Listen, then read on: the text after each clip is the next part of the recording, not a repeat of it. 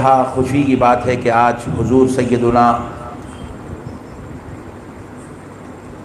लतीफ़ लाउबाली अलैहि रहमत व रिज़वान की बारगाह अक़दस में खड़े होकर ख़िताब करने की सआदत नसीब हो रही है। एक मरतबा बग़ैर दावत के आके ख़िताब कर दिया था और आज बहुत बड़ी दावत के बाद आके ख़िताब कर रहा हूँ। जब अपनी तरफ से आ गया था, अब रिजवान पाशा की तरफ से आ गया हूँ। बहरहाल हर वक्त भी मेरा ईमान है, अक़ीदा है कि जब भी आया था तो सरकार लतीफ़ लाउबाली ने अपने निगाह करम से बुला लिया था। आज भी सरकार लतीफ़ लाउबाली ने अपने निगाह करम से बुला लिया है। बीच में भी आया, वो पहली थी इसलिए याद कर लिया, वो याद रहती हमेशा। प्यारे बुजुर्ग और दोस्तों, अल्लाह रब्बुल इज़्ज़त का करोड़ा करोड़ा एहसान है कि अल्लाह रब्बुल इज़्ज़त ने हमें इन बुज़ुर्गों के दरों पर बैठने की तौफ़ीक़ अता फ़रमाया, क्योंकि महशर भी हम इंशाअल्लाह ताला महशर में भी हम इन्हीं के साथ रहेंगे, इन्हीं के साथ हमारा हशर होगा, यही हमारे इमाम होंगे महशर में और इन्हीं के साथ हमको जन्नत में जाना भी है। तो इनके आस्थानों पर, इनके दरों पर, इनके इन खानखाहों में बैठकर हमारे क़ुलूब को भी ज़िंदगी मिलती है और हमारी आखिरत को संवरने का भी मौका मिलता है। और बाजू वालों की पूरी कोशिश होती है कि भाई कुछ भी करो, क्या भी करो, इसको दरगाह को जाने न को दो। और अल्हम्दुलिल्लाह अल्लाह का एहसान है, हम लोग कुछ भी करेंगे, क्या भी करेंगे, मगर दरगाह में बराबर हाज़िरी डालेंगे, दहलीज को चूम के जाएंगे। अल्लाह का एहसान है, अल्लाह ताला हमको औलिया अल्लाह के आस्थानों पे हाज़िरी डालने, चौखटें चूमने वाला बनाया। मैंने जो आयत मुबारका की तिलावत का शर्फ हासिल किया, अल्लाह तबारक व तआला अपने मुक़द्दस कलाम कुरान मजीद में इरशाद फरमा रहा है, लितुमिनू बिल्लाहि व रसूली, ऐ लोगो ईमान लाओ अल्लाह पर और उसके रसूल पर। ये आयत मुबारका का पहला टुकड़ा है, सूरह फतह की आयत नंबर 9 है। हर सुन्नी मुसलमान को ये आयत याद रहना, ये आयत याद रहे तो गली में चलते फिरते उठते बैठते बाजू वालों को बैटिंग कर ले सकते।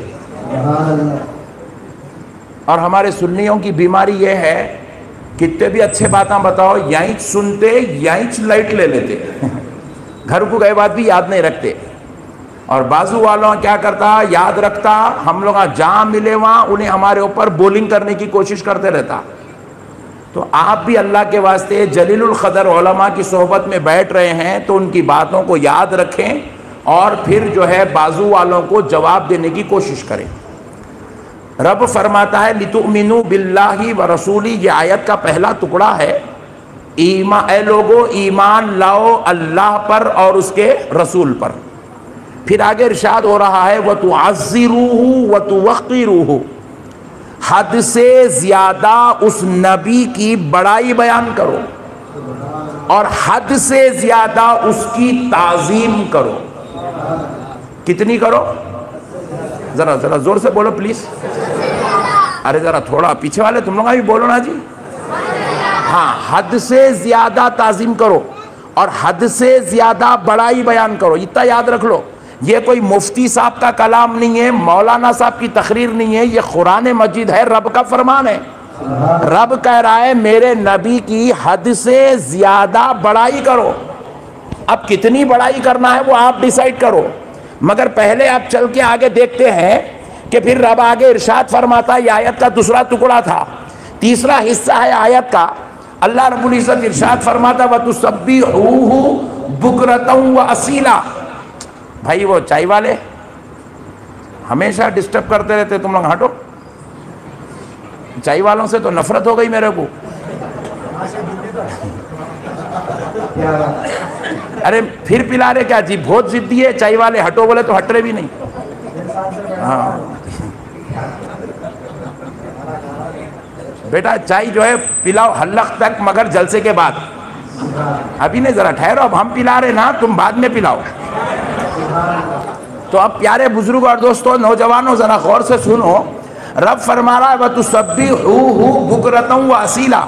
जरा इसकी आवाज बढ़ा दो ना प्लीज, थोड़ा सा आवाज बढ़ा दो। वतुसब्बिहूहु बुकरतन व असीला, कि अब उस परवरदिगार की सुबह और शाम तस्बीह बयान करो, जिक्र करो, इबादत करो, नमाज पढ़ो, तिलावत करो, वज़ाइफ करो, अपने रब की इबादत करो, अपने रब की तस्बीह करो। तस्बीह में सारी इबादत आ जाती है। अब जरा गौर करने वाली बात है, एक आयत है, 3 हुक्म अल्लाह रब्बुल इज्जत दे रहा है। पहले टुकड़े में फरमा रहा है लितुमिनु बिल्लाहि व रसूली, ऐ लोगों अल्लाह और उसके रसूल पर ईमान ले आओ। फिर उसके बाद कह रहा है उस नबी की बड़ाई बयान करो, उसकी ताजीम बयान करो। ये दूसरा हुक्म हुआ। तीसरा हुक्म फरमा रहा है कि उस अपने परवरदिगार की तस्बीह बयान करो, इबादत करो। तो आप जरा गौर कीजिएगा, इबादत को तीसरे दर्जे में बयान किया, ईमान को पहले दर्जे में बयान किया, मगर ताज़ीम रसूल को दोनों के बीच में दूसरे दर्जे में बयान कर रहा है। ये अल्लाह का कौल है, ये रब का फरमान है। हमने पूछा ए अल्लाह, इबादत से पहले ताज़ीम रसूल का जिक्र क्यों हुआ, नबी की बड़ाई का जिक्र क्यों हुआ, नमाज से पहले ताज़ीम नबी का जिक्र क्यों है? जिक्र ए अल्लाह तेरे जिक्र से पहले मोहम्मद की ताज़ीम का जिक्र क्यों है?